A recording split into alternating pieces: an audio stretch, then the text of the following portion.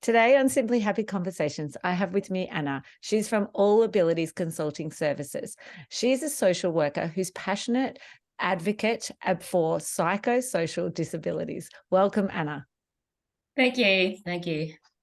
It's a bit of a mouthful, isn't it? I would love for you to share a little bit about what you'd like to do in your free time, some of your interests. Yeah, look, my name is Anna Howe. I'm a social worker, project manager, policy writer, wife, mother, survivor, thriver, soul trader. Ultimately, I'm passionate about nurturing and caring for my family, being present, enjoying simple moments in life, keeping my family well fed and nurtured. I've got a passion for rustic home cooking, preserving, and the lost arts. Really, I really love that. Uh, Anything hands on, it as a form of therapy. I just love it. Um, I have a real spark and a passion for being in the moment and making those moments special for myself and also the people around me that I care and love, and making them memorable. I Yeah. think you've forgotten to mention someone. There's someone really special in your life, a little four-legged friend that you haven't mentioned either. Oh, my little fur baby, Frankie. Yeah. Um, so my fur baby, Frankie, is training to be a mine dog, actually. So he just turned 2 days ago. Oh, wow. Um, but he's training to be a mine dog. So he's a dog with a job. So he'll be supporting someone with a psychosocial disability. Beautiful. And so what sort of training went into Frankie? Look, he's in training, but Mind Dogs is a amazing service where they train a dog, a puppy dog, to respond to people when they're experiencing distress, emotional distress, or anxiety, or depressive episodes, or post-traumatic stress episodes. Either out in the community or at home. So they work with the owner of the dog to train them to respond to you when you're in a state of distress. And so what sort of things then does the dog, I'm picturing the dog comes to comfort you. Is that what its main job is? Yeah. So I guess picking up on your body language and your cues, um, and responding to you, being a source of comfort in those moments. So they basically grow with you, to recognize the moments that you are distressed or that you need comfort, in place of having a person in the space. And I guess just being an additional support, additional resource. So Mind Dog's amazing service. You can look them up online. Oh, definitely share a link to them then. Yeah. Yeah, absolutely. So So yeah, can they you have older than a puppy, or it's like a puppy that you start to train? no, so they can be, from what I understand, they can be older than a puppy, Okay. but there is a temperament assessment that takes place. So it's based on the temperament as opposed to the age of the dog. Yeah. Yeah. Oh, wonderful. Um, so then maybe tell us about trauma, because you've just touched on trauma. So what is trauma? Look, trauma is highly individualized, but ultimately, trauma is different for everyone, but it's the outcome of being exposed to either a traumatic event or a lifelong, a lifetime of disturbing events, or things that people ultimately shouldn't be exposed to, shouldn't have to live through. Mm. um, and it's your body's response, your mind's response to things that your mind and body shouldn't have to be put through. So I've uh, I've got a fascination with trauma, but also a lived experience of trauma.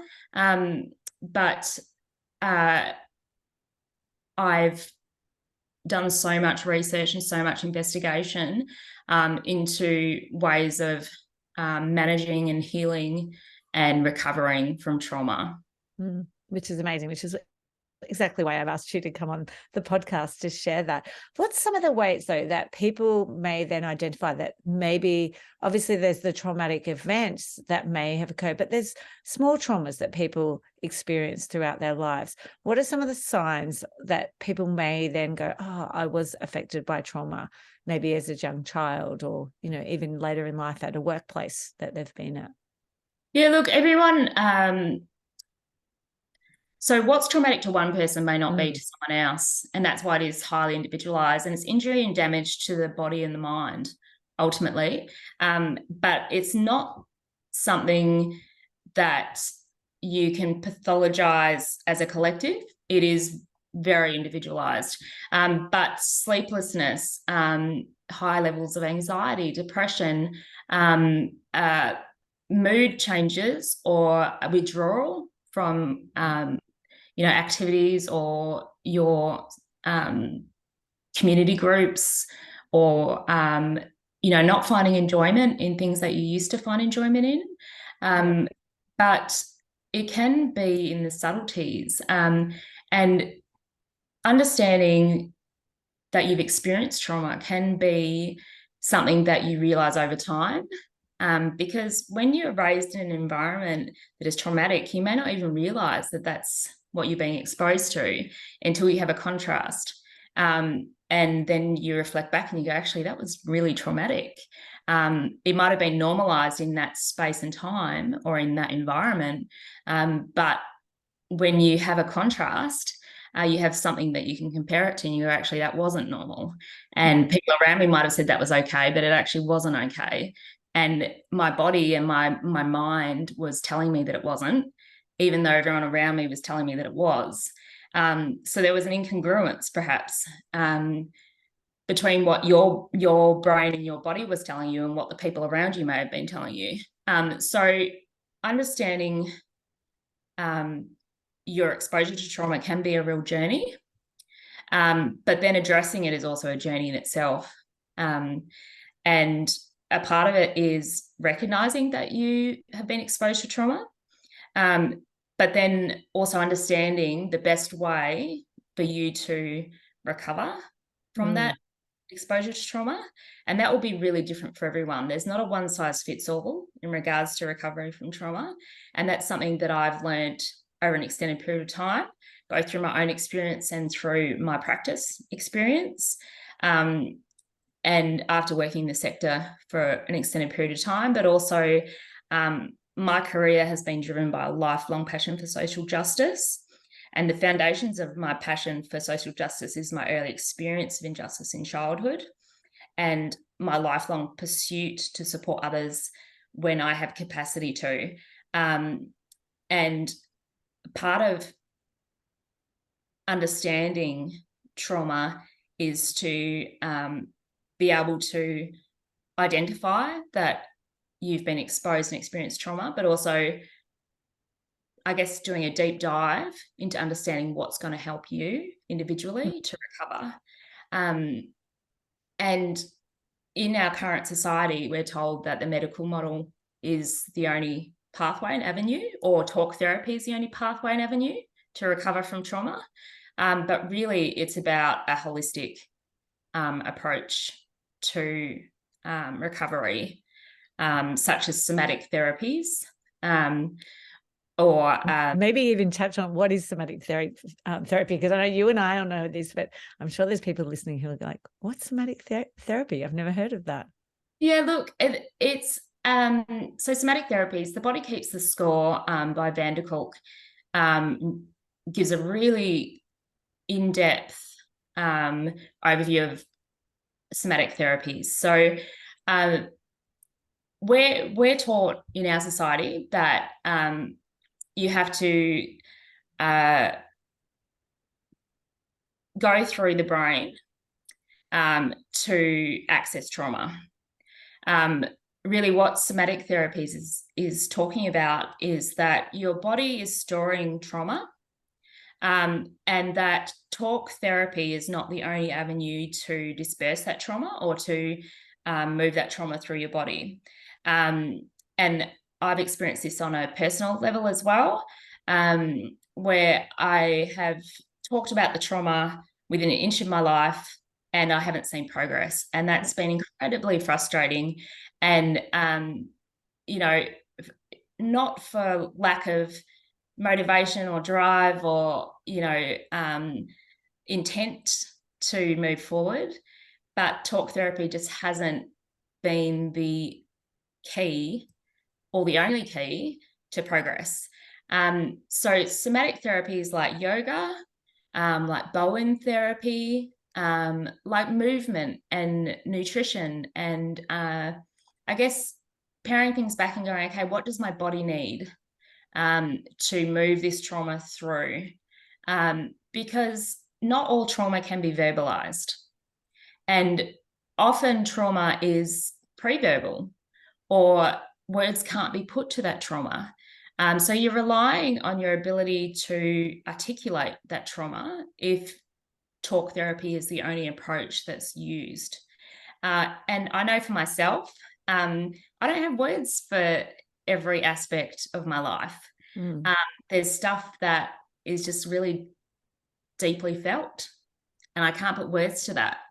And so incorporating somatic therapies for me has been an absolute game changer. So within the space of a year, for me, I went from using a pure medical model where I put on 30 kilos. I was really lost and wondering, how do I recover from this? Because, trauma is a really complex thing, and, one size doesn't fit all. And I've been really lucky that I'm also really educated and I'm motivated, and yet I still couldn't find the key. And the missing piece for me was that incorporation of the somatic therapies in line with the medical model, in line with talk therapy. So I was bringing in all those aspects and going, okay, well, I can't just rely on talk therapy. I can't just rely on the medical model. I need to also allow my body to process this stuff.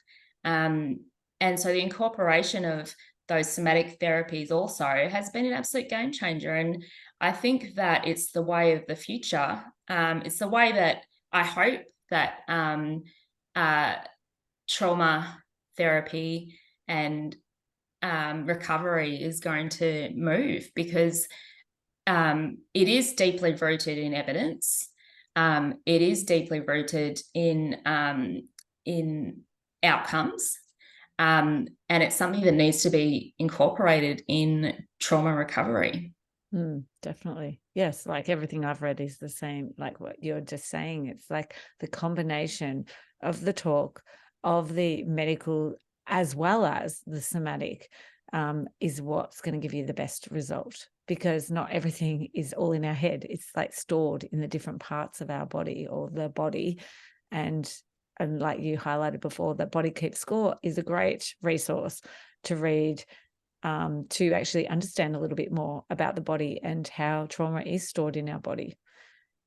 Yes, absolutely. Look, and I know of a number of people that have incorporated that somatic approach in line with the others, and one doesn't cancel out the other. It's about having that collective approach where you see that real progress, because they all hold merit in their own right, and they all have a place. But I think it's understanding what place they hold for you and how they can work collectively to help you move forward.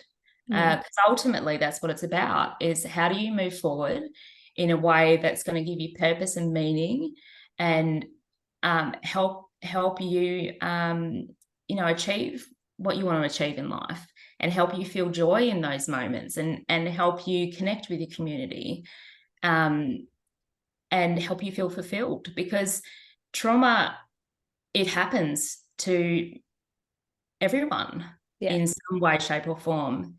but it's about how we move forward with that and how we find purpose and meaning in spite of the trauma. And there's no way of avoiding bad experiences in our life. But looking after ourselves and allowing ourselves to process those negative experiences is key in moving forward in life. You just summed that up beautifully. It is about that, isn't it? It's the way, because we can't avoid it. We're all going to be exposed to trauma at some stage in our lives. I mean, we all have. Just we've all been through COVID, haven't we? And that's a trauma that we're seeing, you know, on a daily basis in people's lives coming up. I know you just reminded me of the other week when I was told about my finger and I wouldn't be able to work and I wasn't able to do anything. I couldn't exercise and I just have to stay home. And straight away, that trauma of reminding me of when we were told that we had to stay home, it was that exact same feeling came back to me. And I was like, wow, I need to really process this. So it's processing those things that now come up that you're more aware of. And that's the, you know, number one trauma that we've all been exposed to recently. And that it's going to come up in, and if you haven't, you might have already had something similar to me, being told you can't do something, and it's like, what? And that same experience coming up for you. So definitely being that awareness, isn't it? Bringing that awareness to yourself. Is key. I think you hit the nail on the head there, in that it's about making space for that, in whatever way works for you. So you said that triggered that memory for you. So you could have pushed that down and ignored it and gone, you know what, I don't have the time for it, I'm just going to push it to the side. Or you could have allowed the space and time for your body, your brain to process that. And when you allow that space and time and outlet, your body can move on in a different way.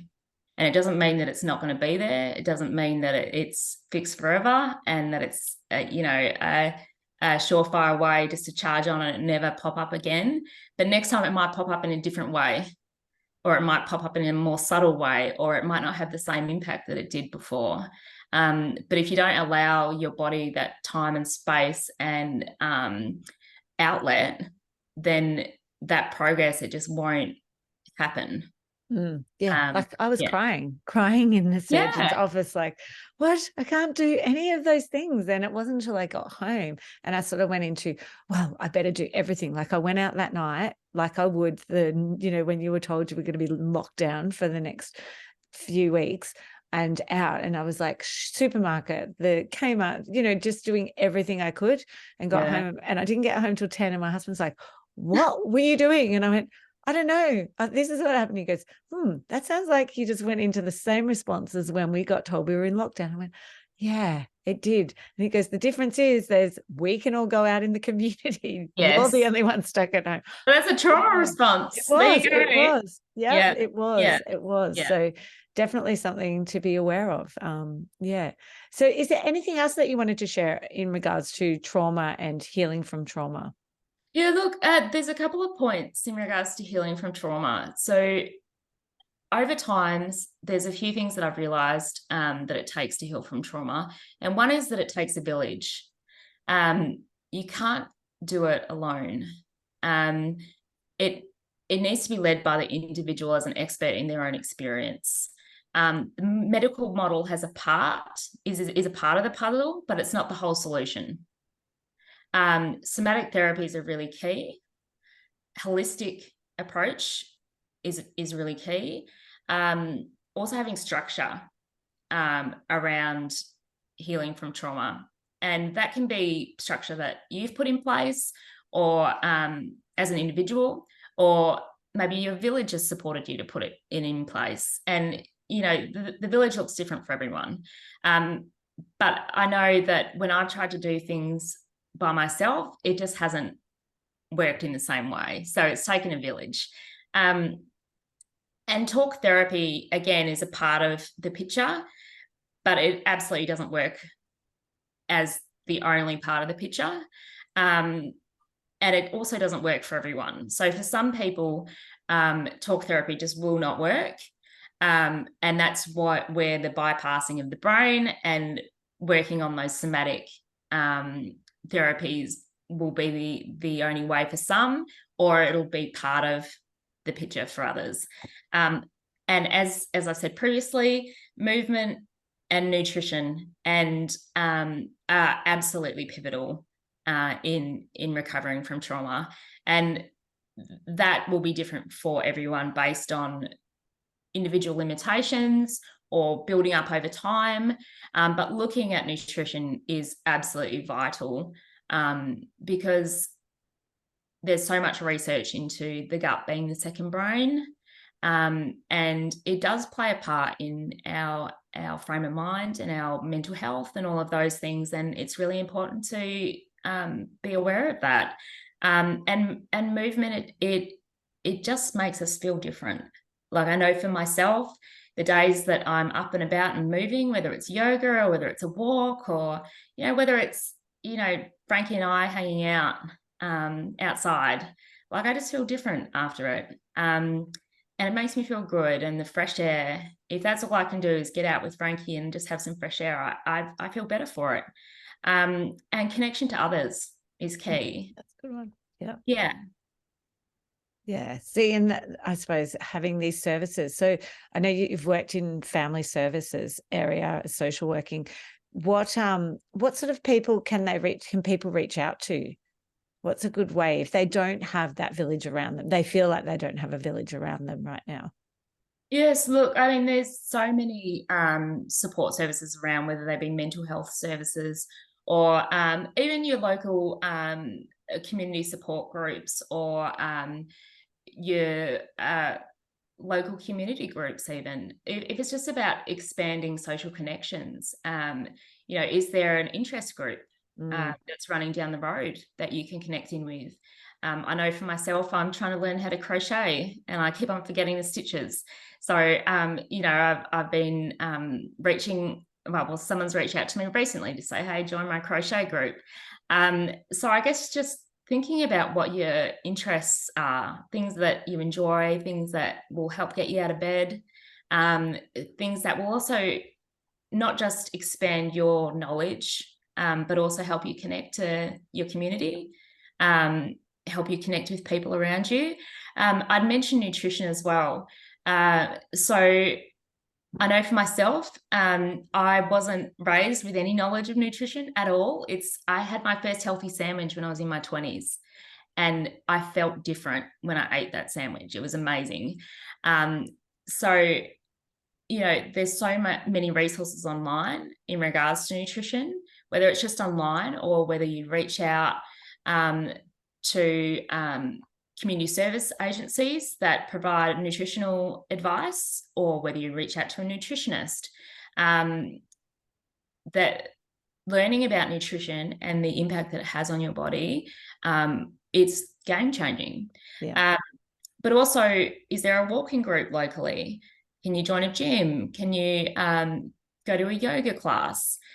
These are all things that will allow you to build a community around you and connect with others, but also it'll improve your well-being. It'll improve your mental health. It'll help your body process what you've been through, and also give you a contrast to what might be really normal in your space. They're things that I've learned are absolutely pivotal in my well-being and the well-being of those around me that I love and care about. Yeah. And I think that's really important. I like that, looking at a group, but it could then also do two things at once. You're getting your walking, but you're also getting your connection at the same time, which is great. And, if there's something there of your interest that you can then also add as the connection, I think that always is a bonus, isn't it? Anna, how can people connect with you if they want to find out more about your services? Yeah, look, All Abilities Consulting Services. I provide training and sector workshops. I also provide disability sector advisory services, improved NDIS participant-centred care, development of individualised sensory support packages, and tools and resources as well if you're wanting to build structure in your space, in your world. So you can Google All Abilities Consulting Services.